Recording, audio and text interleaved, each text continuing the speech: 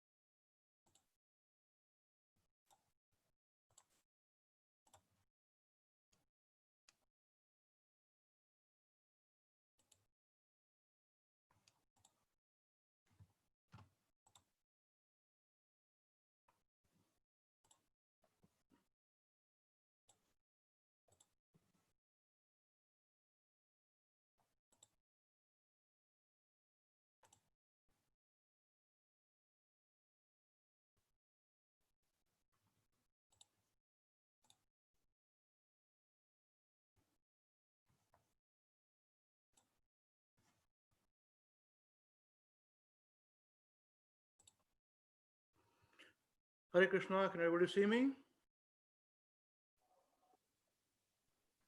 Yes, Prabhu, we can see you, Prabhu. Hare Krishna. But not full, part, Prabhu. Partly, eh? Yes, now full, yeah. I'll change a little. No, I'm all right. Hare Krishna. Hare Krishna. Hare Krishna. Hare Krishna. Welcome, everyone. How's everybody doing? All right? Yes, Prabhu. Very nice. You're happy and healthy? Sorry, just all good. Hare Krishna. Hare Krishna. Hare Krishna, Miss Papu. Hare Krishna, Navina. Kase ahat tumi? Nane. खूप छान, खूप छान. छानच राहा. Also, I got one song to share. You got to say one song. Now, okay, all right, go for it. Then gentle soul, his heart is never cold. So peaceful and poetic, with a message true and bold. He's never seeking praise, so silent and so grave. And his transcendental love is the magic in his ways. And when I see his love, I know I got a long, long way to go. When I taste the love that he is feeling inside, he's always meek and mild, with a warm and friendly smile. So simple and he's living, singing all the world. He chants our Krishna's names, his glory and his fame, to serve his Lord and Master, in pleasure or in pain. And when I see his love, I know I got a long, long way to go. And when I taste the love that he is feeling inside. Hare Krishna. Look, everybody. Srila Prabhupada ki jai. Yeah, you're glorifying Srila Prabhupada. Very nice. Very nice. Navina Mataji ki jai. Very good. Very good. Hare Krishna. So welcome everyone. All of you are very nice and smiling, which is great. And now we'll go straight to our screen share. And as I've told you, we are live here on Zoom, and we're also live on Facebook. Everything is recorded, so you are all rock stars now. This is welcome to our beginners program, and today I have chosen a very different kind of discussion today. Okay, this is good to have this sort of experience and these concepts cleared as well, because this 6 months to 8 months to a year are concept clearance stage. Okay, And because moment we come out of this beginners program with the science of self-realization workshops, we will come straight to the scriptures, and the nectar of instruction, the Sri Upanishad. Of course, after you've written the exams and you pass those exams, then we come to those in intermediate program, and that takes a long time. And that is again, those are individual verses that will cover, and you will write exams for that as well. And once that is complete, we will be discussing the Sri Upanishad, and again writing exams for that. And then we come to the Bhagavad Gita. That is the senior program, the serious program. That is the structure we follow. That structure was told to me by His Holiness Mahavishnu Goswami Maharaj, Srila Gurudev, when we started these programs, and say just follow this. First, Prabhupada small books, let the concept be clear, and then we can go higher, into serious things. So it's up to you. We have all this structured clear. There will be different speakers who will be taking over. Right now, as all of you are new, and I am I'm a kindergarten teacher, although you're not kindergarten students, you're much better than that. But my job is to make sure that I keep you motivated, introduce different concepts, and at the same time, don't make it very dull as well, and give as much information as it is required at this point in time, which will help you. And as you get motivated, as you'll become serious, then slowly when you go to pass exams, go to intermediate program, then there'll be other speakers who will be taking your session. Same on Zoom, similar timings or different timings, and they will be then introducing you to the different Gaudiya Vaishnava texts and scriptures. That's how we are, and this is standard practice. And it is, I sort of judge everyone depending upon your levels, all of your levels. Not everybody could be on the same level, which we understand. Some of you, after for a year, you may progress to intermediate. Some of you may not, which is all right, perfectly all right. I'm still in the beginners program, you see, so that's nothing wrong. And so be patient. I know you guys know a lot, and that's the reason why I have chosen this particular text 1 of Light of Bhagavat today. Okay, how many of you have read this book, Light of Bhagavat, if you could just raise your hands. Yeah, Sundar said, yeah, you will read. You are stalwart. Very nice. Okay, all right, now let's do a quick prayers, and then we'll do a small introduction, and then we'll start off with this discussion. All right.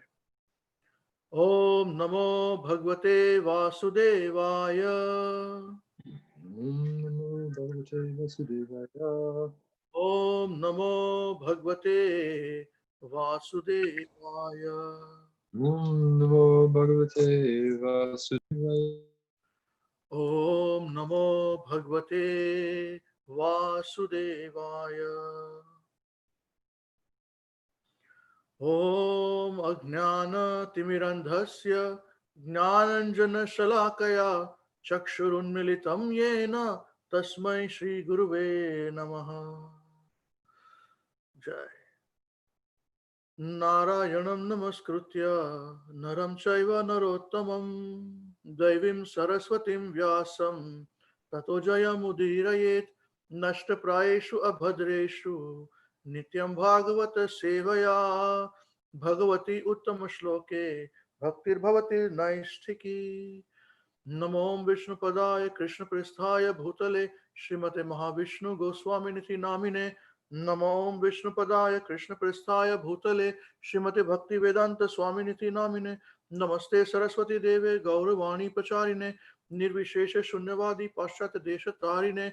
Jai Shri Krishna Chaitanya Prabhu Nityananda Shri Advaita Garadhar Shivasadi Gaur Bhakta Vrinda Ki Jai. Hare Krishna Krishna Krishna Hare Hare Hare Ram Ram Ram Hare Hare. Jai Grantraj Srimad Bhagavatam Ki Jai. Srimad Bhagavad Gita Ki Jai. Srila Prabhupada Ki Jai. Very nice. Hare Krishna.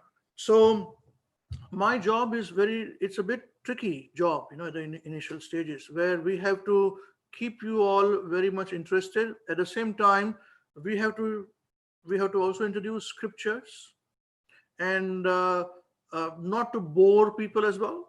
And normally people think that people who speak about Bhagavad Gita and Bhagavatam, they are all some pandits, They wear some dress like me. I'm wearing the same dress, but they speak in a language which normal people don't understand. So that's one thing that we break the barrier and say we speak your language. We give very simple examples, and the same topics that we are discussing now. It is very important to understand. The same topics that we're discussing now we'll discuss later as well, but the depth of it would change. So right now, as we're discussing the light of Bhagavat is from Srimad Bhagavatam, Canto 10. Okay, this is one particular chapter. And one can go very deep on the subject matters on these topics. At the same time, one can pick up the elements of it. That's what I'm going to do with all of you, the beginners program. Okay, but feel free, if you want to go a bit deeper, ask me those questions. If I know, I'll let you know. Otherwise, there are participants who can also share their realizations on this. But mainly, that is what I would like to do with everyone. So as you study more, as you continuously come more, you will be able to understand this better, and we'll go into different aspects and different angles of each of these things. Right now, we keep it simple. Is it all right? All good? Now, light of Bhagavat, Srimad Bhagavatam. Any one of you from the beginners program who have not heard of Srimad Bhagavatam?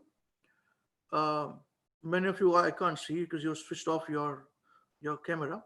But if you can speak, you said, I've not heard of Srimad Bhagavatam. Yeah, if you're not heard, just yell out to me. Okay, so everybody has heard Srimad Bhagavatam. That's good. Now, Srimad Bhagavatam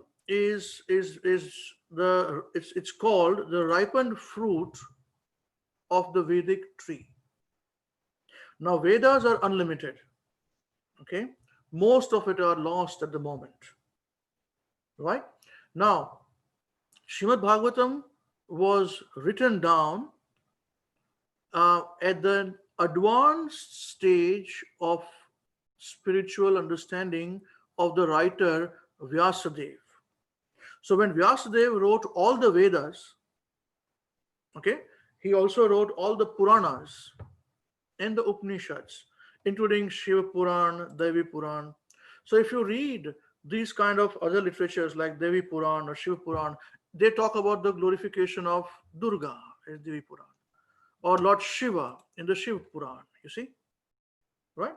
So Srimad Bhagavatam was written after this, after all this was written. What had happened was, the incident goes like this, that after Vyasadeva wrote all these things in detail, imagine unlimited information of the Vedas, Upanishads, and Puranas, he felt in his heart not satisfied. For some reason, he felt sad and morose. He felt for some reason something is missing, So in that mood, he prayed and meditated upon his Guru Maharaj. Okay, Badrinath. He was in Badrinarayan. He was based in Badrinarayan. Anyone has gone to Badrinath? I've been there. It's beautiful, unlimited. You cannot describe those lands. Badrinath, Kedarnath of Lord Shiva's abode. Gangotri, where the origin of Ganga is, Mother Ganga is. Yamunotri, original of Yamuna is. These are the words cannot describe those places. It's unimaginable. It's on earth, on the Himalayas, but unimaginable. And the interesting thing is, you can go to these places only during summertime in India. That is now in April, May.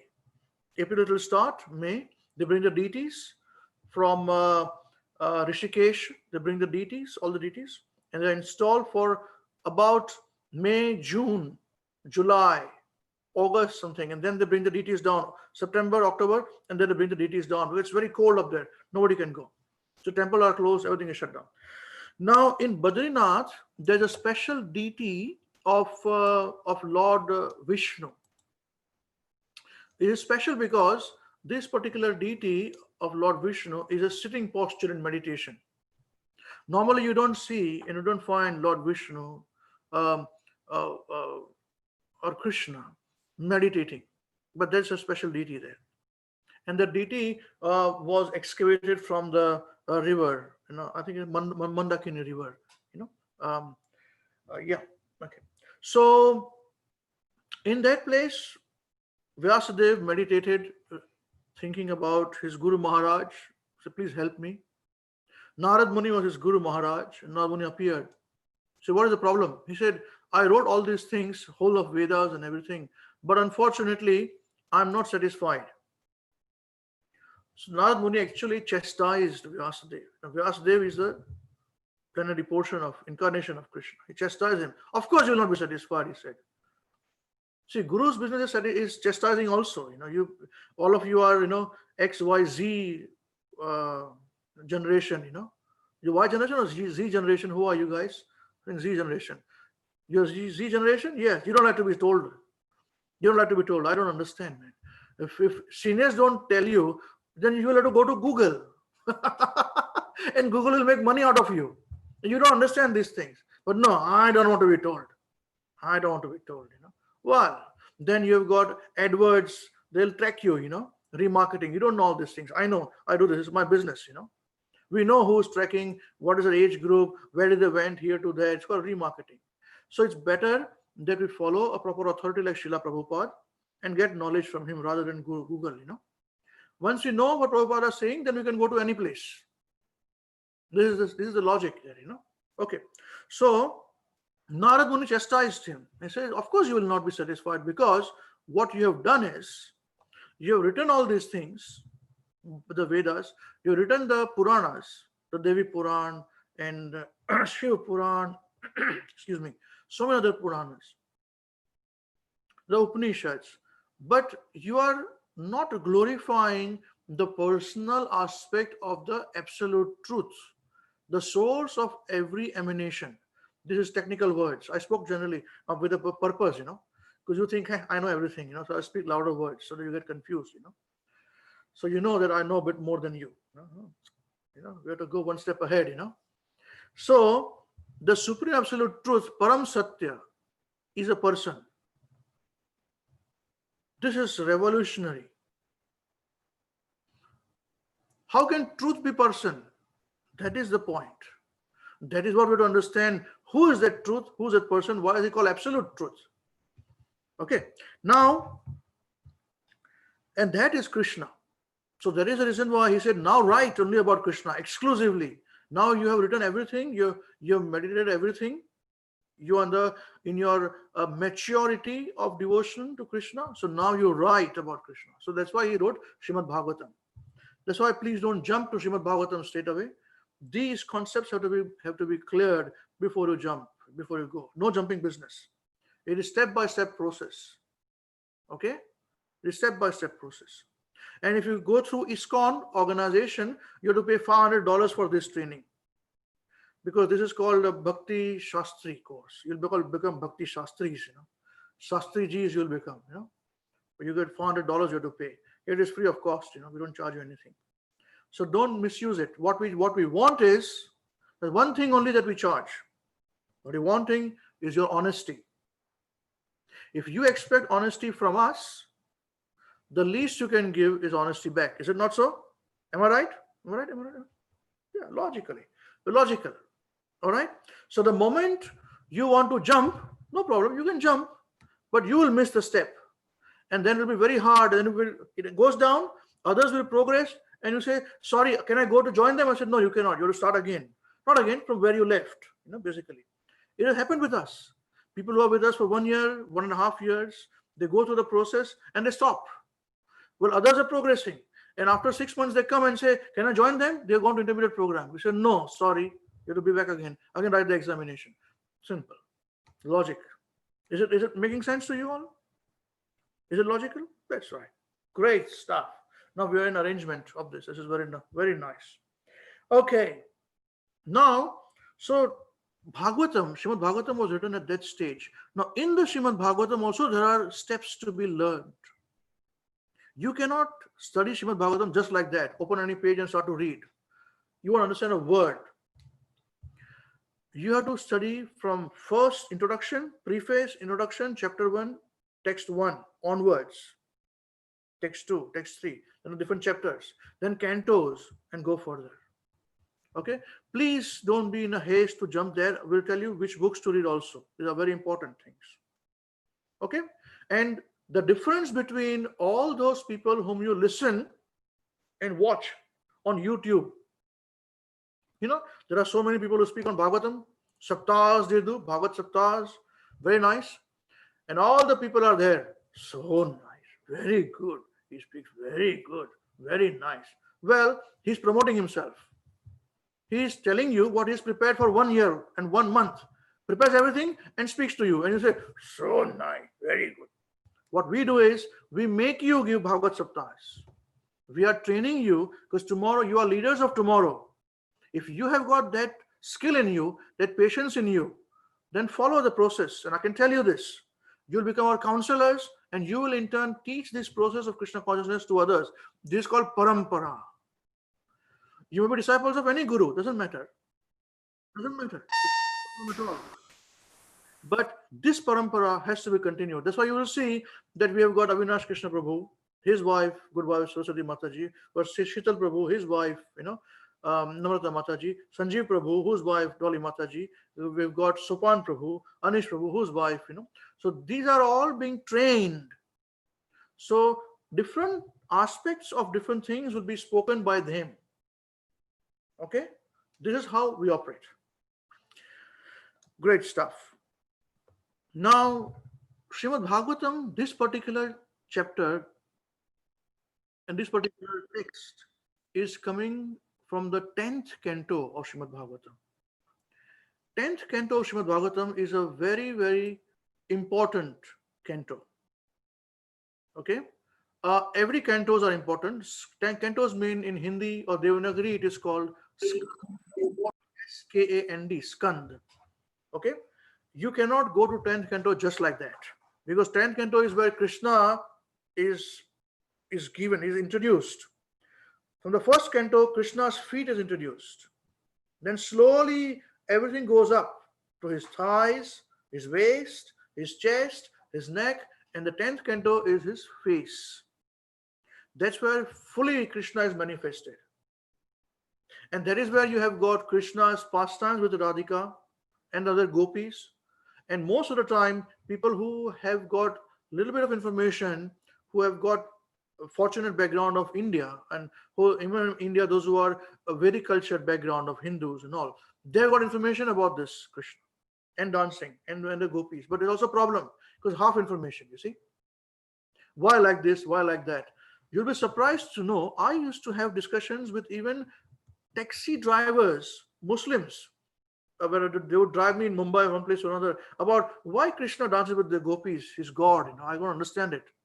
One guy asked me this question. I said, do you know about Krishna? He said, not much. I said, then how do you know about? He said, this is a ABCD you do not know, and this is a Z stage.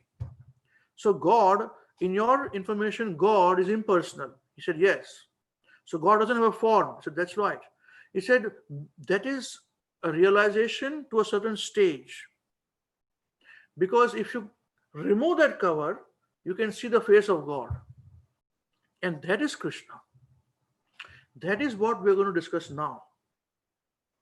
The absolute truth, the face of Krishna. Okay? With some technicalities. All right? Wonderful. So this is the 10th canto. And in the 10th canto, Srila Prabhupada has chosen this particular chapter, where in this chapter, Srila Prabhupada had actually applied to participate in the World Conference of Religion and in Japan. And for that, you have to write down some scripts, some information, text. And that is approved, and then you are called to go there. So Prabhupada had given this light of Bhagavat. He had written this book, Light of Bhagavat, and it was approved, but unfortunately Prabhupada did not go. The interesting thing is this: nobody knew about this project of Prabhupada.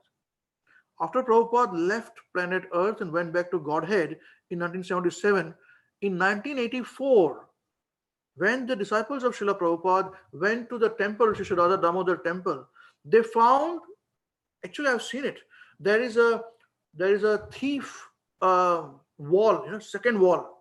Second wall, there are sometimes in India there's a second wall. So there's a ceiling, there's a false ceiling. So there's a false ceiling in Radha Damodar Mandir, Sri Radha Damodar Mandir. If anybody has seen it, you're very fortunate. Somebody showed me, one devotee, look, I'll show you something. I said, yes. And he opened and said, this is where we found all the manuscripts, of Prabhupada. So after Prabhupada departed, after 7 years of it, in 1984, they found this manuscript of Light of Bhagavat. So that's where this book was then published in its original form. What I have found out is then the original form of this Light of Bhagavat. Just 1 second, please.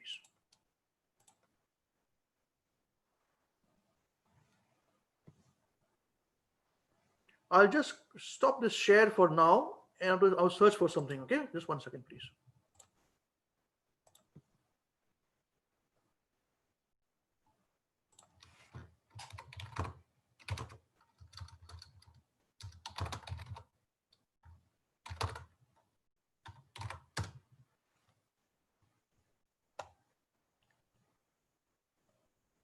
Just bear with me.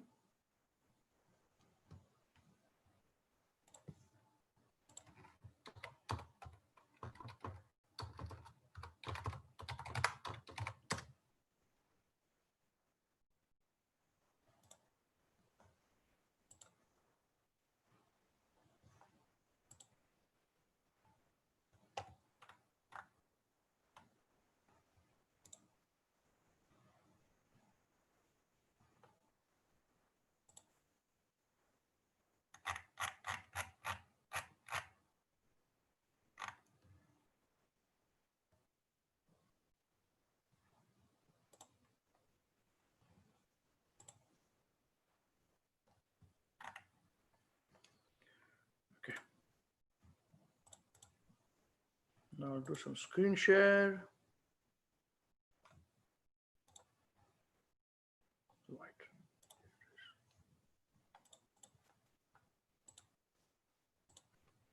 Here it is. This is what I had sent all of you. This is the original Light of Bhagavat with the text. Okay, what Prabhupada had written. So what you see is that, of course, Prabhupada were talking to people who did not know about Krishna, and Prabhupada did not intend to show and talk about Krishna directly. So this particular Light of Bhagavat is in the 10th canto, all right, but it talks about the autumn season in Vrindavan. Now, some of you are living very close to Vrindavan in New Delhi, so you're very fortunate. And this is a description of the autumn season in the Vrindavan Dham. It has got many different aspects of it, which we'll be discussing today. Now, do I have a volunteer who would like to read, please, from the New Beginners Program? Anyone, please?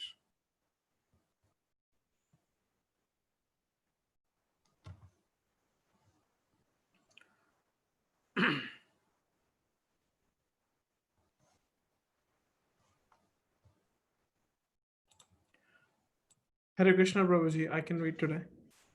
You want to read? Okay, great stuff. Right, you can see the whole screen. Everything is legible to you? Yes, Prabhuji. Is my window obstructing your thing? No, Prabhuji, it's clear. It's clear. Everything is clear. Okay, that's fine. That's great stuff. Please start.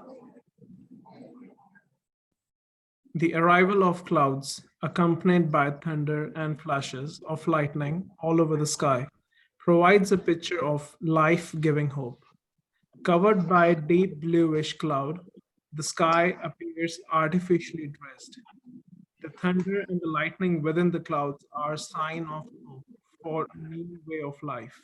Okay, so we are at this point that people are waiting for monsoon season to come. This is just before that. Okay, please study. The serene sky, limitlessly expansive is compared to absolute truth. The living entities are truths manifested in relation with modes of material nature.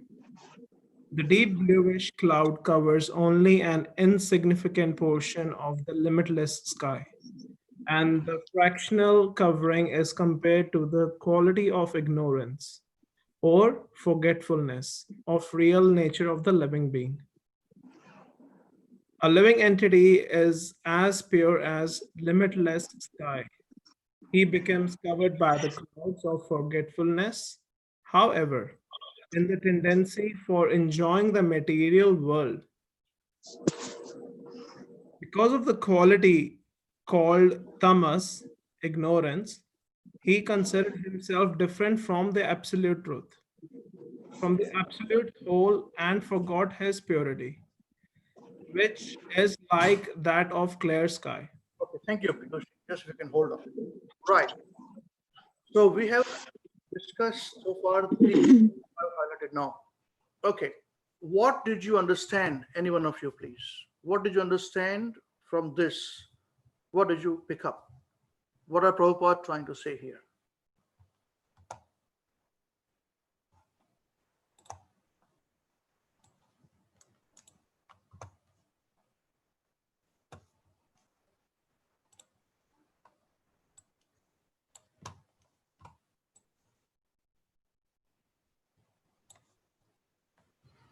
Anyone, please?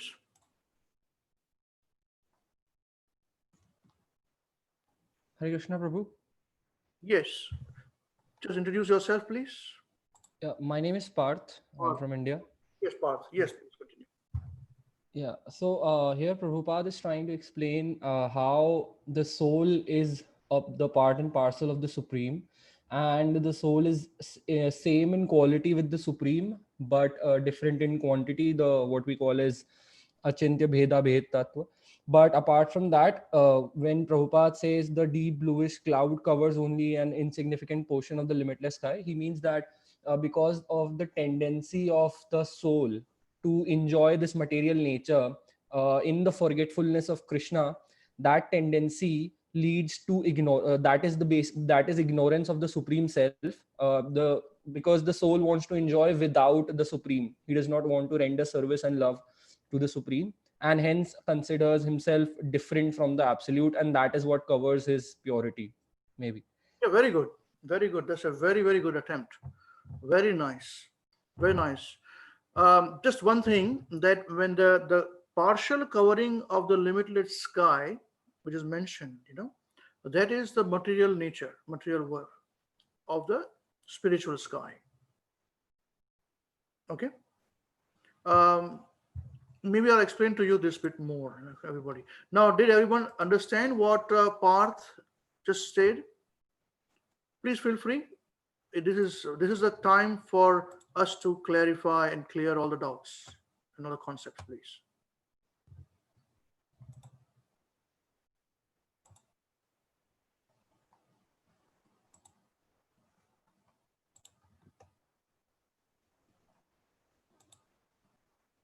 Okay. All right. So the arrival of clouds accompanied by thunder and flashes of lightning all over the sky provides a picture of life-giving hope. Covered by deep bluish clouds, the sky appears artificially dressed. This is very significant again. Okay. The thunder and lightning within the clouds are signs of hope for a new way of life. Now, this is a point which I was trying to explain to Parth.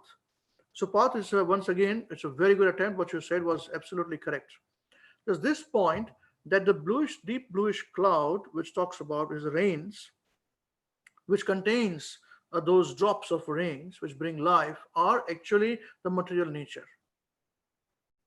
So what happens is this, that at times from the spiritual world, the Krishna's first Purusha incarnation, which is called Garbho Dakshai Vishnu.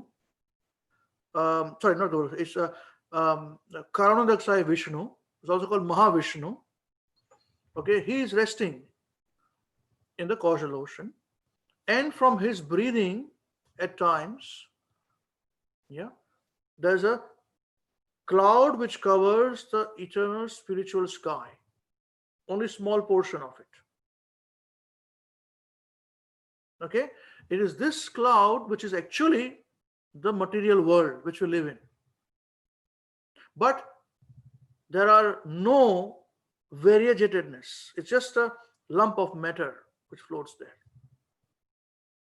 Comes from the body pores of Mahavishnu as universes. All right, when he is sleeping. So you will see Vishnu resting. You must have seen, all of you who are from Indian background or even otherwise. If you see Vishnu, the form of Vishnu, so you'll see him resting on the shesh, like this. He's resting with his feet, right? That Vishnu is actually the third Vishnu. All right, we're talking about the first Vishnu. These are technical things, but it's good to hear now, just for information's sake.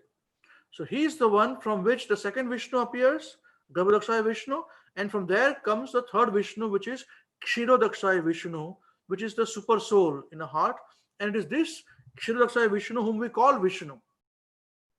Okay, he is resting in the milk ocean, and who's the super soul, and from him all the incarnations of Krishna appears, Vishnu appears, except Krishna's, who's called Krishnastu Bhagavan Swayam. Now, what is given here is that, just quickly, okay.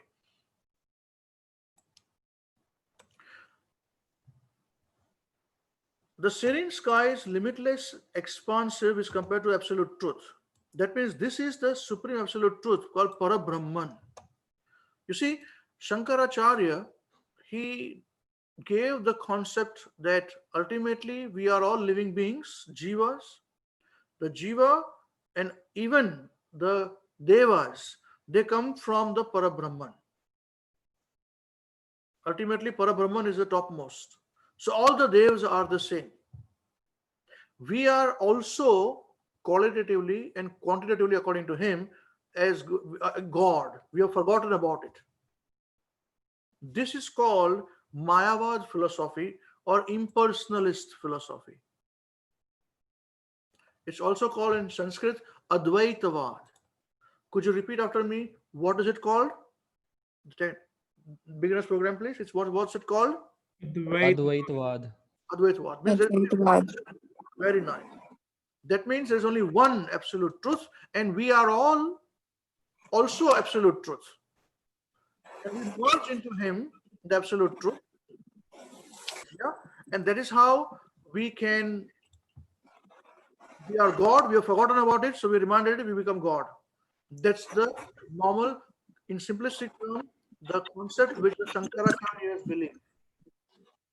Okay, all right, this is Shankara philosophy. So here, the living entities are truths manifested in relation to the modes of material nature. That means what? Here it is mentioned that, technically speaking, the absolute truth is a person, and this Brahman, which is what Mayavad philosophy say is the absolute from which everything comes down, is actually coming from the Vaikuntha planets and from the body rays of Krishna. That's why it is called Parabrahman. You all have heard the concept and the word Parabrahman. Right? So that is the absolute truth. Now, living entities are truths manifested in relation to with the modes of material nature. Deep cloud covers only an insignificant portion of the limitless skies. That means I told you that the sky, the spiritual sky, is completely limitless. But the blue cloud covers only insignificant portion, very small portion of it is covered by the spiritual sky. The material world is a very small portion of the spiritual world as compared to that. The material world, as we discussed in the previous sessions, it not only includes this earth or this sky or this universe, it includes everything in the universe. Okay, it includes different universes too.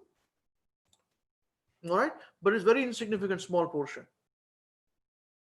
And this fractional covering is compared to the quality of ignorance or forgetfulness of the real nature of the living being. Now, this material world which we are living in is considered as coming from the mode of ignorance, because this will be mentioned in the 3rd canto of Srimad Bhagavatam. Okay, how the mode of ignorance these living beings and this material nature actually manifests. Actually, it is from the interaction of false ego with the mode of ignorance that we get this material world. That is, technically speaking, the correct way. Now, ignorance, because the living being, as you correctly said, Parth, the living being is ignorant about his connection with the Supreme Personality of Godhead, Krishna. He forgets his connection with him, and that's why he thinks and he wants to enjoy matter. Okay, so a living entity is pure and as the limitless sky. Okay, because the limitless sky, which is a Brahman, is made up of small atoms, living beings, all of us. Okay, so the Brahman is made up of small living beings, which are atom-like, and he becomes covered by the cloud of forgetfulness. However, in the tendency to enjoying the material world, because of the quality called tamas or ignorance, he considers himself different from the absolute whole and forgets his purity, which is like that of the clear sky. So, living beings, this is a very important concept to hear. Please be very. We'll come to this again, but it's a very different concept. Okay, we were also living beings as spirit souls, living in the spiritual world with Krishna. But as we are small and minute in form, every living being has got free will to do things. And that free will is with which the living being is born. Krishna is the biggest free will, his form. As we are part and parcel of Krishna, we also have got minute free will. Now that minute free will, those living in the material world have used it to think that I also want to enjoy what only Krishna should enjoy. In the spiritual world, everything revolves around loving Krishna, pleasing Krishna. So in the material world, when a person becomes spiritual, he starts to act on the spiritual platform, and he also starts to love Krishna in these way. Sorry. Now devotees have gone to the intermediate program. Okay.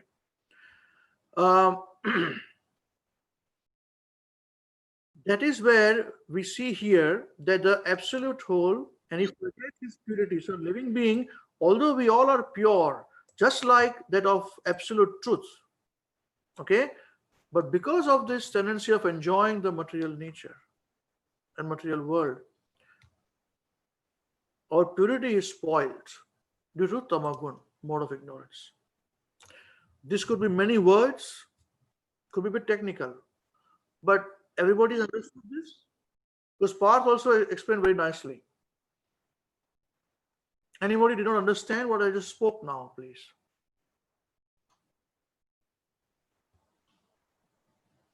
Please feel free. You don't have to be shy about things, you know.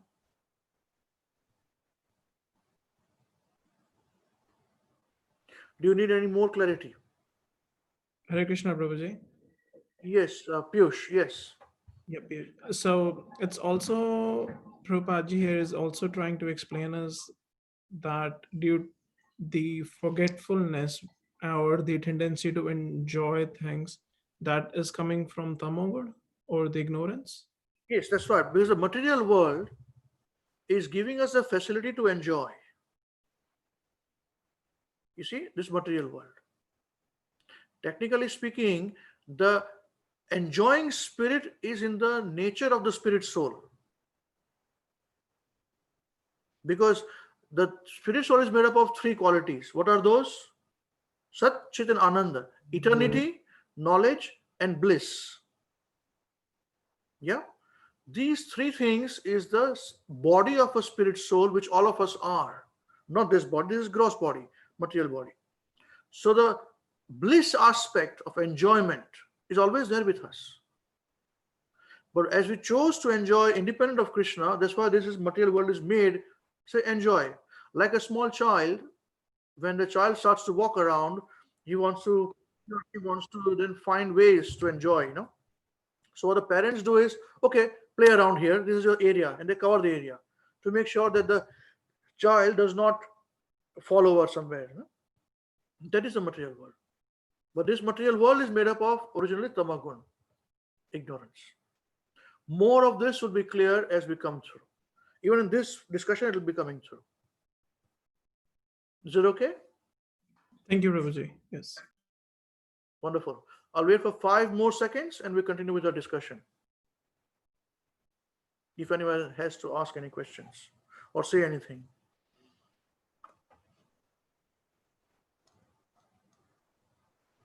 Okay. All right. Please continue. This forgetfulness gives rise to separatism and false ego. Thus, the forgetful living entity, individually and collectively, makes sounds like thundering clouds. I am this. It is ours. It is mine.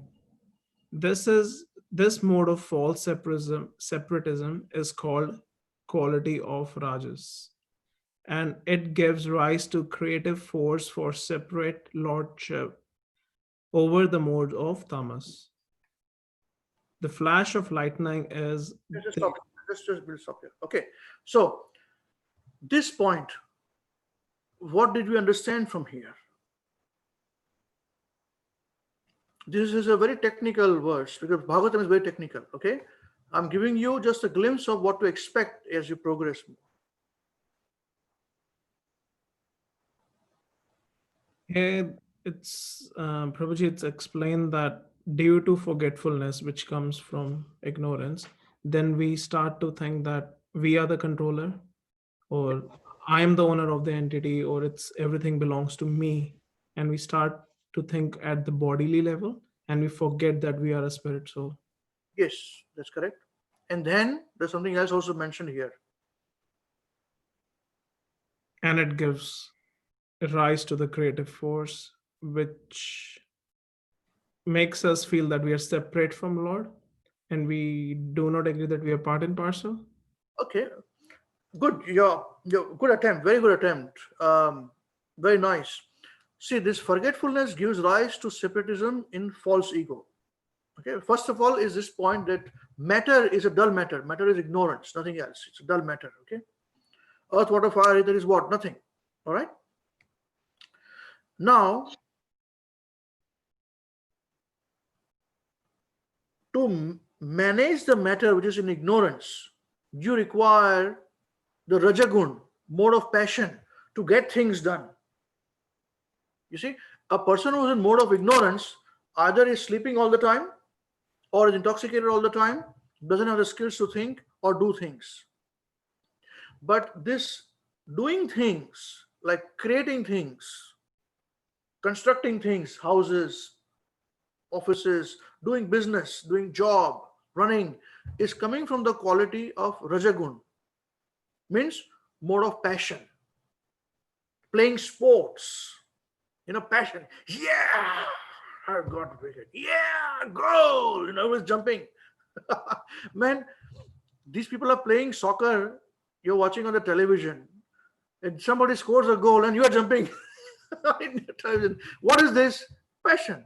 You identify with this. You see, it is this passion which keeps things rolling, keeps things creating, destructing, fighting. This is mine, that is yours. I'm black, you're white, he's brown, he's yellow, fighting going on, discrimination. This is mine, this is my house, don't come inside. All those things come about. Okay, this is the point which is given here. And it gives rise to the creative force for separate lordship over the mode of tamas. This is where it is. This is where the quality of mode of passion comes into play. It gives rise to this. It's a creative force. Mode of ignorance is not a creative force.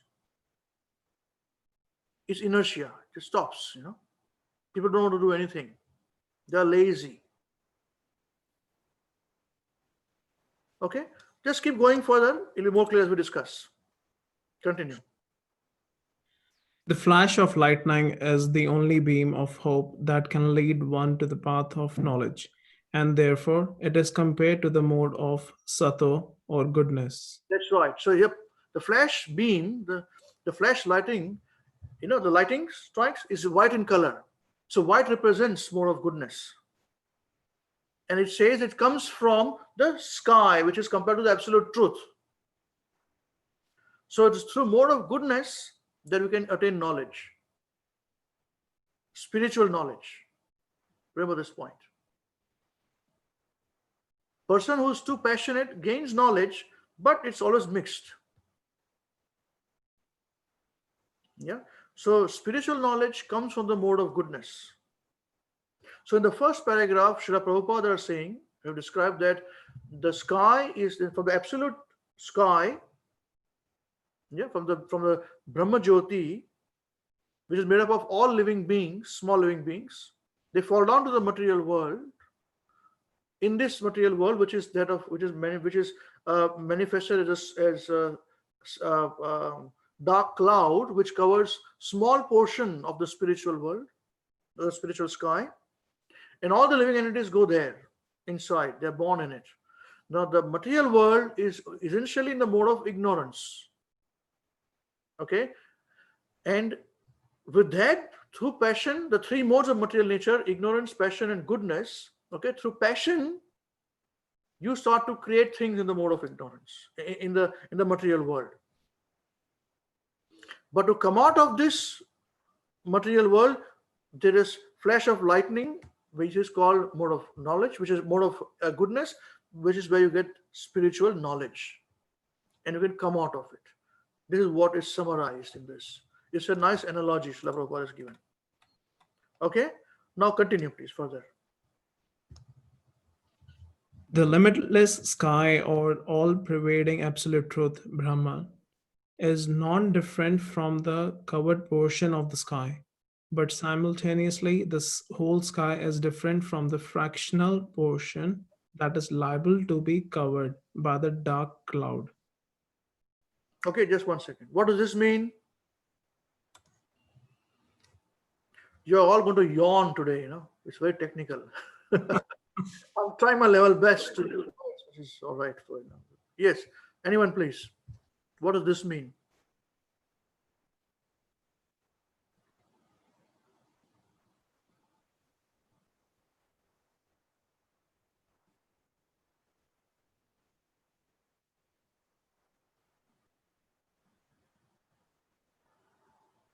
Nobody? Is it, Prabhuji, is it that everything emanates from Krishna? Still, everything is not Krishna. We are still different? Yeah, this is what Parth had mentioned, Achinta Bheda Bir Tattvas. That means the limitless sky or the all-pervading absolute truth, Brahman, is non-different from the covered portion of the sky, but simultaneously the whole sky is different from the fractional portion of that is liable to be covered by the dark cloud. That means if this whole is spiritual sky and the covered portion is only so much, but still covered portion also has got sky on it. Absolute truth, absolute sky in it, Brahman. But Brahman is also this covers and everything also it covers. This is the meaning of it. Do you understand this point? Yep. Great stuff. All of you are not speaking. I don't know whether you are there, you're not there, you're sleeping already. Unless you say something I would not know. You all covered yourself today.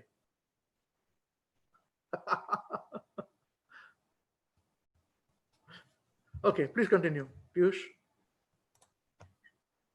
The cloud, accompanied by thunder and lightning, cannot possibly cover the limitless sky. Therefore, the absolute truth, which is compared to the whole sky, is simultaneously one with the manifested living being and different from him.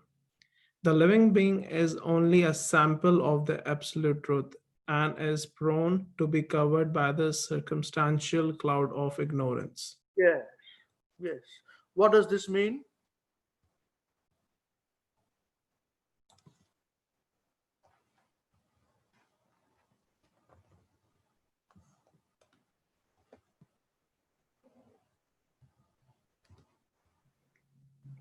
In a way, Prabhuji, like all the qualities which a human has, it's just a reflection what Krishna has, because all qualities come from Krishna. Yes, not human, but a soul, any soul, So, which can be any body, and can be under any body. That's correct. That's correct.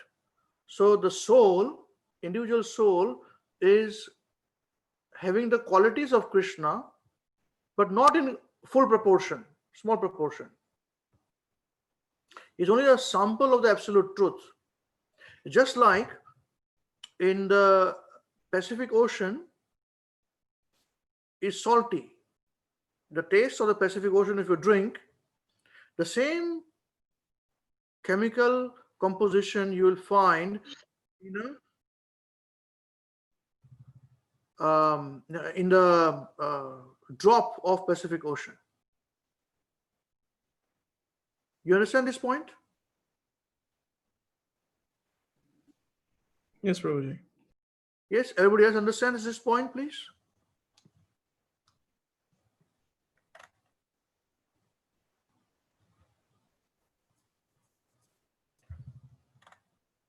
Okay, continue, please, continue. There are two parties of philosophers, generally known as monists and the dualist. The monist believes in the oneness of the absolute truth and the living entity, but the dualist believe in the separate identities of the living being and the absolute truth. Above these two classes of philosopher is the philosophy of Achinta Bheda Bheda Tattva, or truth of simultaneous oneness and difference. This philosophy was propo- pro- pro- sorry, prompted by Lord Sri Chaitanya Mahaprabhu in his explanation of Vedanta Sutra. The Vedanta is the medium of philosophical interpretation, and thus the Vedanta cannot be the absolute property of any particular class of philosopher. Just one second. Okay. Now, what do we understand by this?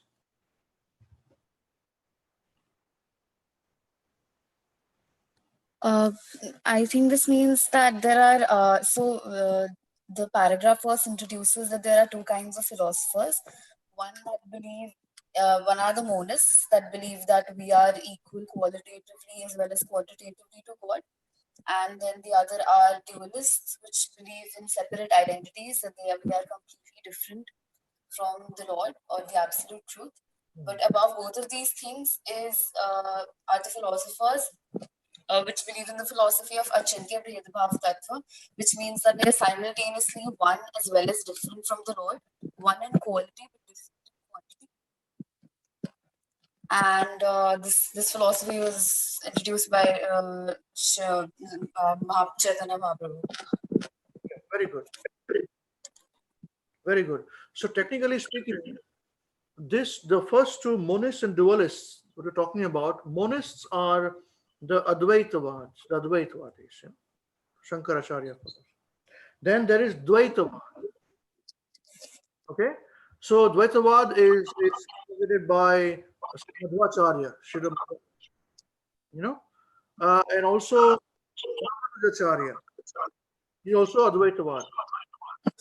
God is to us as living beings. Living being cannot become God. That is propagated by Sri Ramanujacharya and Sri Madhvacharya. Okay? Sri Vishnu Swami also there, Now, Ramanujacharya is a Vishishta Advaitavad, which is part of the dualist Advaitavad thing.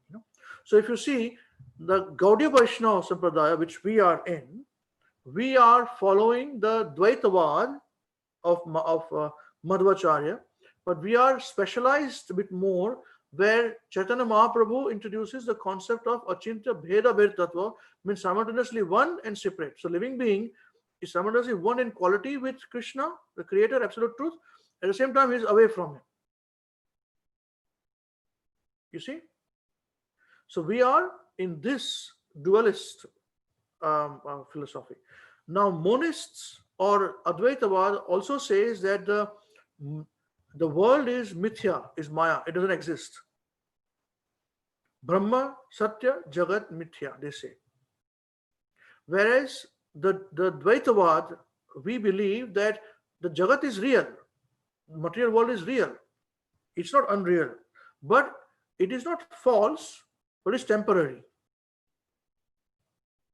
See, the monists say that the material world is false. It's unreal. It's Maya. Whereas we believe it's not unreal. It is real, but it is temporary. And because it is temporary and we think it is permanent. Sorry, it's because it's permanent. That's why we think it is an illusion. It's illusory. Because nothing remains permanent, you see.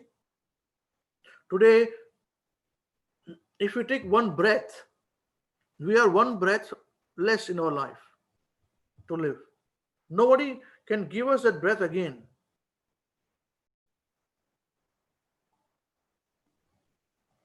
This is a very important thing. So everything is changing. You see, but the soul inside the body does not change. It remains the same. Nava Yavanam, always young. Krishna is now Yavanam, always young. Young boy. You know, coward boy. That's what he does. His business is to enjoy. And we being part and parcel of Krishna, we also are the same, fresh, but small, insignificant portion of Krishna. All right. So this is where, and we never become one with Krishna. We may have one objective when somebody loves somebody, they both heart matches each other, you know. So they both have one philosophy, one purpose in life, you know, to love each other. That is fine. That's what we do. But for the monists or the Advaitavad philosophy or Shankara philosophy, Shankaracharya's philosophy, whose Lord Shiva's incarnation is Bhagavan Shankaracharya, that we become one with God. We go to Brahma Jyoti and that's it. That's our position.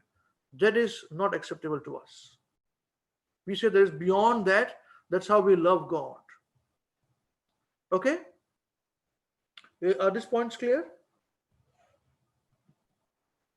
Hare Krishna, Prabhu. Yes, Parth. Prabhu, I have a question. Previously you said that the Brahman is atomic living entities, right? Made up of atomic living entities. That's right. But then we read that the Brahman is the effulgence of the Supreme Personality of Godhead. That's right. So how are the two related? Like, So the effulgence is made up of atomic jivas. okay, so everything in the spiritual world is conscious, basically. That's has the consciousness. Very good. Very good. That's the thing. Okay, Prabhuji. Right. Okay, just finish this, Piyush. The sincere seeker of absolute truth is called Vedantist. Veda means knowledge. Any department of knowledge is called a part of Vedic knowledge. And Vedanta means the ultimate conclusion of all branches of knowledge.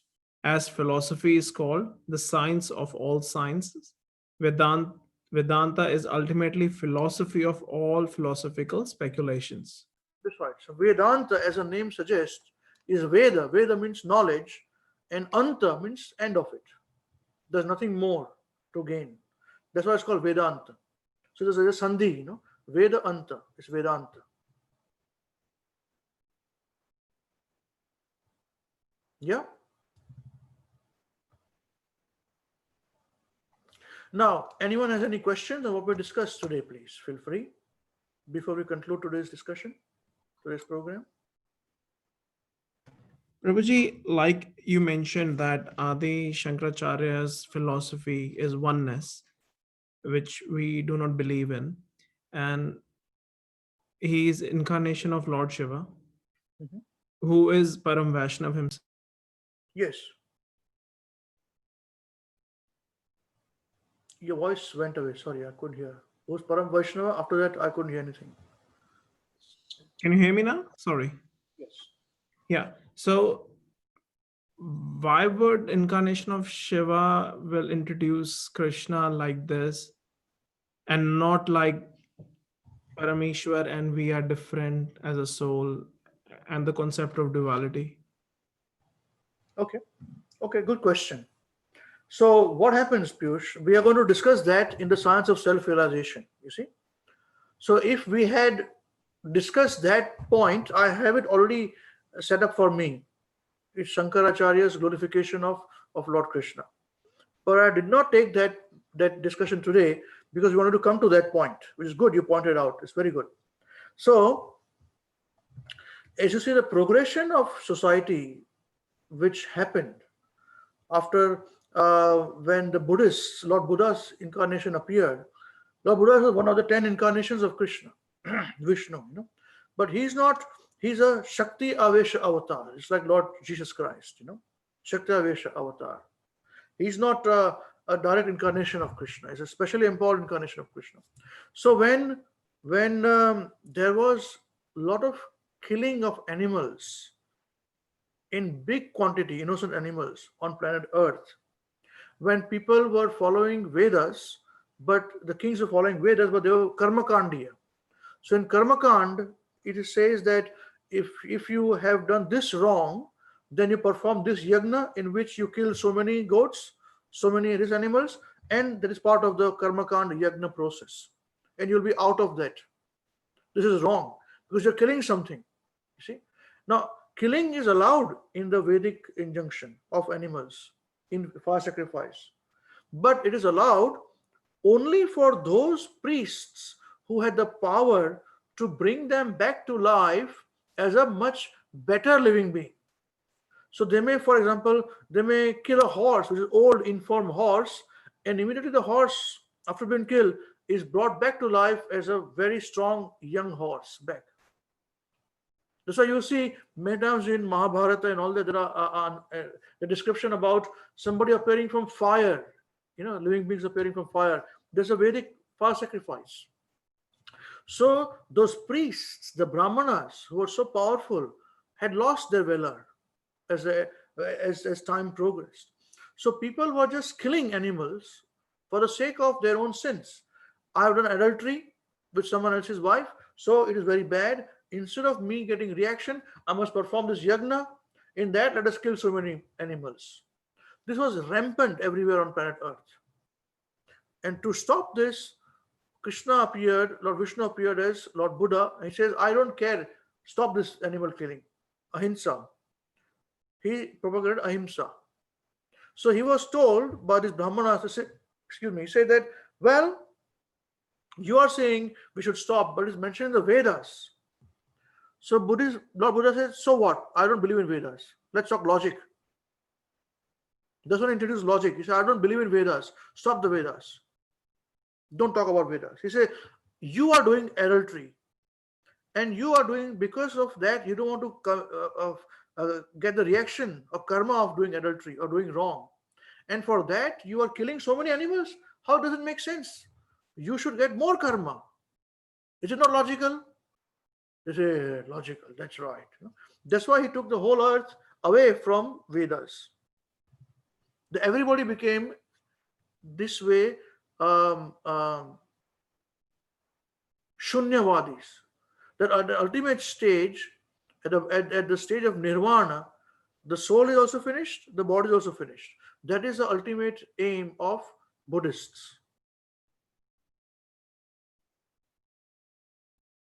But till the time that the soul is not perfect, they have to keep incarnating into another bodies. So they also believe in reincarnation. But the ultimate stage, they say body is finished, soul is finished when we come to the nirvana stage, the 8th stage. Okay, so when the whole earth was like this, when the time was then correct, people were stopping to kill animals, big sacrifices, slaughtering of them. That is when Lord Krishna requested Lord Shiva, his Param devotee, now you go and bring people back to Vedas. That's why Lord Shiva appeared as Lord Bhagwan Shankaracharya, and he then brought people back to the Vedas. And people could not be brought directly to the personal aspect of Krishna, of God. So from Shunyavad, from zero, he says, well, it's not Shunya, but it is Brahmajyoti, eternity. Yeah. He could not bring back people from there to say it's God is a person.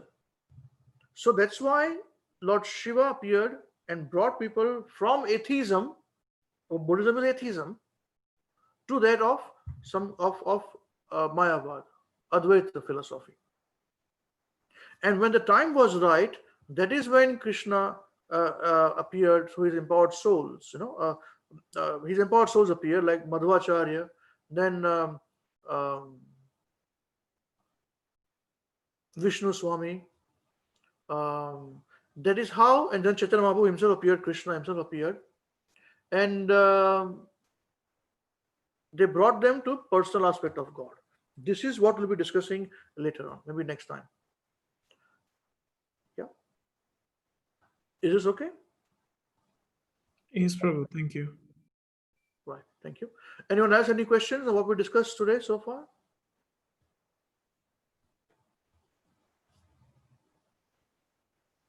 Hare Krishna, Prabhu. Yes, Parth. Prabhu, you just spoke about Lord Buddha. Is there any difference between Siddhartha Gautam and Lord Buddha that we know? The Lord Buddha of Bhagavatam and Siddhartha Gautama that most people nowadays consider as Lord Buddha? I think it's the same. His previous life, before he had Buddha means what? Buddha means attaining knowledge, one who's realized. That's called Buddha. And he was Gautam.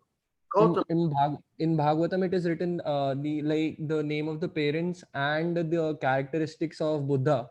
Like Buddha is shown to wear colorful clothes and all, and the Siddhartha Gautama that we see, that we consider Buddha was born in Nepal, in Lumbini, and all the predictions are not matching. That is why most people have this doubt: are the Buddhas same, or there is a difference? See, there may be cases where people put their own speculation, and things, history may change, So that's the reason why we go with Bhagavatam, what Bhagavatam says, Because ultimately Bhagavad is a Puran.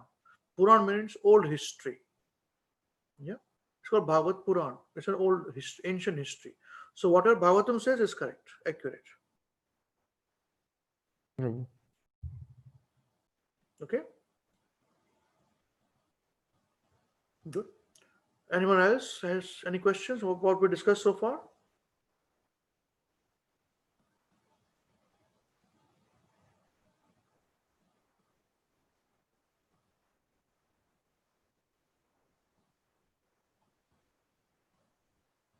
All right. So thank you very much. Everything that we've discussed is shown live on our YouTube channel, and it would also be, I don't think we were recorded. Because it's there, it can be, it is there on YouTube, so that's fine, So you can watch there, and yeah.